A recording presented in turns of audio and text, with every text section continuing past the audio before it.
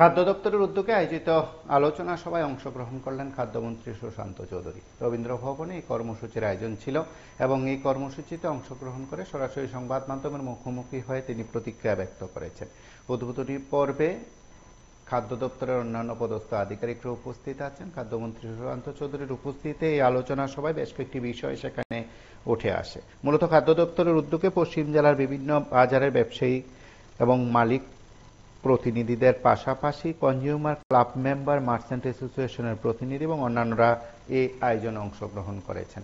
সময় উপযোগী এই পদক্ষেপ কিংবা আয়োজনে ব্যবসায়ীদের মতামতও সেখানে জেনেছেন বা জানছেন মন্ত্রী, এবং এই আলোচনা সভায় প্রত্যেকের মতামত সেখানে গ্রহণ করার বিষয় রয়েছে। প্রত্যেকে তার মতামত তুলে ধরবেন, মন্ত্রী সেই মতামত শুনবেন, তার পাশাপাশি সংশ্লিষ্টরা শুনবেন। কনজিউমার ক্লাব মেম্বারদের বক্তব্য, মার্চেন্ট অ্যাসোসিয়েশনের বক্তব্য, সর্বোপরি সরকারের তরফে কি কি করা হচ্ছে বা কি কি করার উদ্যোগ নেওয়া হয়েছে সব কয়টি বিষয় সেখানে তুলে ধরা হয়েছে। তার পাশাপাশি রেশন শপ মালিক, ডিলার প্রত্যেকের সঙ্গে এই অনুষ্ঠানে সরাসরি কথা বলছেন মন্ত্রী। তার পাশাপাশি এই অনুষ্ঠানে বা এই আলোচনা সভার যে ভাবনা সেটাও তিনি তুলে ধরার চেষ্টা করছেন। কি উদ্যোগ নেওয়া হয়েছে রাজ্যে খাদ্য দপ্তরের, এই কথাগুলো যেমন মন্ত্রী তুলে ধরার চেষ্টা করছেন, ঠিক রেশনিং ব্যবস্থা সহ সামগ্রিক যে উন্নয়ন, সামগ্রিক যে কাজকর্ম তাও এক নজরে তুলে ধরার চেষ্টা করছেন খাদ্যমন্ত্রী সাংবাদিকদের সঙ্গে প্রতিক্রিয়া ব্যক্ত করতে গিয়ে।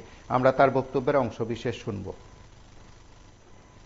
এবং জনসম্ভরণ দপ্তরের উদ্যোগে আজকের এই কর্মসূচি, এবং আমরা সিদ্ধান্ত নিয়েছি যে 8টি জেলায় আমাদের রাজ্যে, প্রতিটি জেলায় আমাদের মহকুমা শাসক যারা রয়েছেন, এসডিএমরা, এসডিসিরা, প্রতিটি জেলাতে যতগুলো বাজারের সভাপতি সম্পাদক এবং আমাদের যারা বাজার থেকে সঙ্গে যাদের যুক্ত বেশি মানুষের পিডিএস সিস্টেমে, মানে রেশন শপ ডিলার, তাদেরকে নিয়ে জেলা ভিত্তিক আমরা সেমিনার করব এবং আলোচনা সভা বা মত বিনিময় সংগঠিত করব।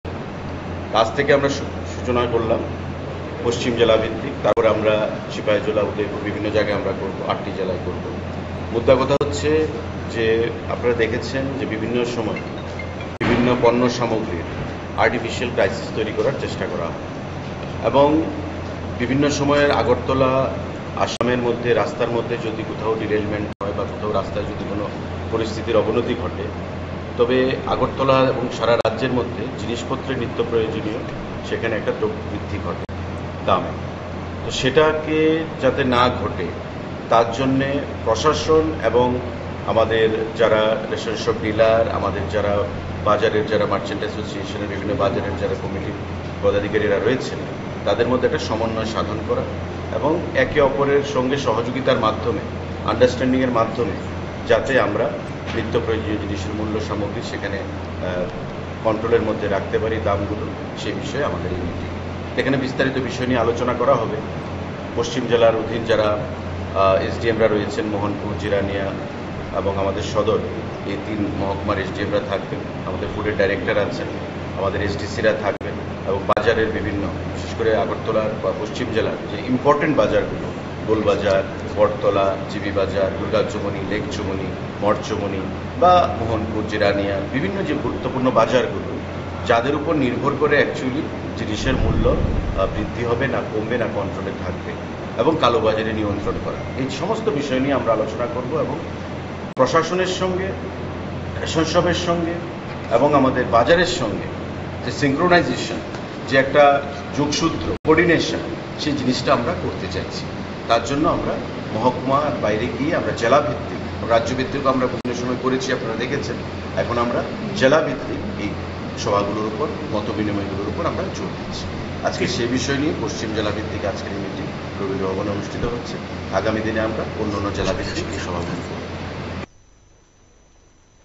আপনারা শুনলেন মন্ত্রী কি দৃষ্টিভঙ্গিতে কথা বলছিলেন, তার পাশাপাশি এই আয়োজন থেকে নিশ্চয়ই তিনি তার মতন করে সংশ্লিষ্ট সকলের উদ্দেশ্যে বার্তা দেবেন। আপনারা সঙ্গে থাকুন, দেখতে থাকুন PB24।